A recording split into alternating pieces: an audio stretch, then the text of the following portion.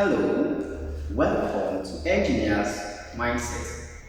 Now I'm going to take you through a series on partial derivative of exponential functions. So I'll show you the normal approach. I'll also show you a shortcut approach to it.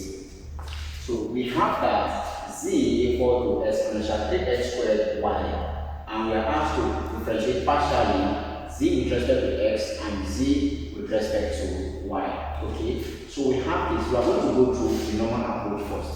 The first thing to do is simply let u be equal to 3x squared y. So it means now that in place of 3x squared y, you're simply calling it what? U. So that simply implies now that z is now equal to exponential u. So it means that z is now, this implies or this shows that z is now a function of only what? U. Z now depends on u, so z is a function of u. So which means I can only differentiate z with respect to u. It also means here that u is now a function of both x and y. So u now depends on x and y. So it means I can differentiate u partially with respect to x or partially with respect to y, because it's a dependent variable on what? Two variables. Alright. So if z is equal to exponential u, then the partial derivative of z with respect to u is simply, if you differentiate an exponential function, it still gives you the same function. So if I differentiate z partially with respect to u, I will still have exponential u. It doesn't change.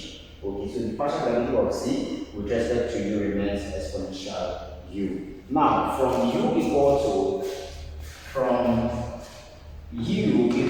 3x squared y, okay, the first question says to find the partial derivative of z with respect to x. So let's first of all differentiate u with respect to x partially. So if I differentiate u with respect to x, I will simply record the rule. You now keep y as a constant. So you're differentiating only what? X squared. So 3y are the two constants we have at this point. So differentiating x squared, use the power to multiply x. I will simply have 2 times x, then subtract 1 from the power of x.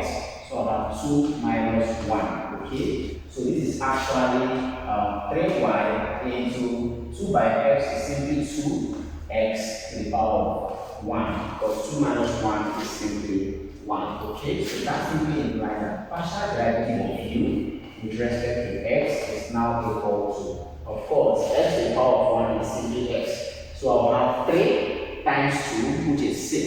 I simply have 6xy. This gives me the partial derivative of u with respect to x. So for us to find the partial derivative of z with respect to x, we have to employ the chain rule of partial derivative.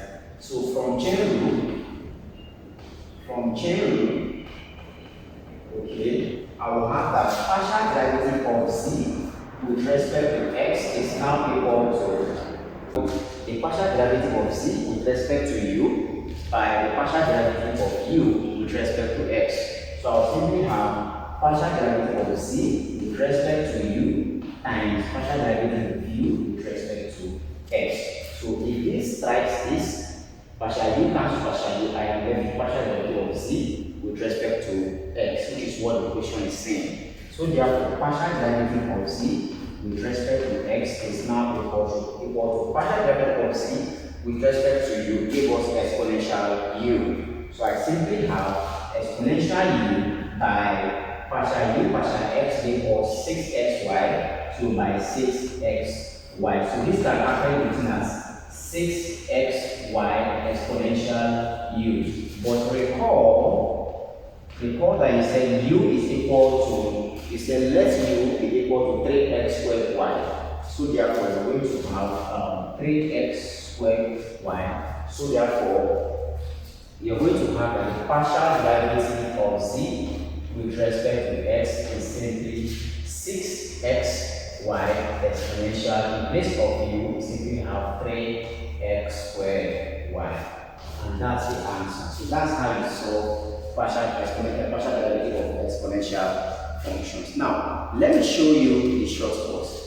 I have that z is equal to exponential 3x squared y. Here is the shortcut. The shortcut says I'm looking for partial derivative of z with respect to x. I will simply what? Differentiate x from the power. Differentiate the power and use the power to multiply by the exponential functions. That's the shortcut. So if I'm differentiating only x, it means 3 and y are constant because I'm looking for partial z, partial x. So which means 3 and y are constant. So if I break out the constant, 3y, then differentiate x. X is x squared. If I differentiate x squared, I will simply have 2 times x. Okay, so I simply have this 2 by 3 is 6. So I have 6xy. So differentiating the top, I will have 6xy. Use this derivative to multiply the exponential function itself, exponential 3x squared y, and that's the answer. Okay, so that's the shortcut. First of all, differentiate the power of the exponential function. Use the power to multiply the exponential function itself. That becomes the answer for the whole partial derivative. Alright? The next question says we should find the partial derivative of c with respect to y. Alright, so to find the partial derivative of z with respect to y, now this is normal approach. Same thing, let u be equal to 3x squared y. So that simply implies that if I call 3x squared y u, in place of 3x squared y, I will simply replace it with u. So that means this equation can now be written as z is equal to exponential u. So my u now is placing 3x squared y. So as usual, z is now a function of u is now a function of x and y. So it means I can only differentiate z now with respect to u. And the partial derivative of an exponential function still remains the exponential function.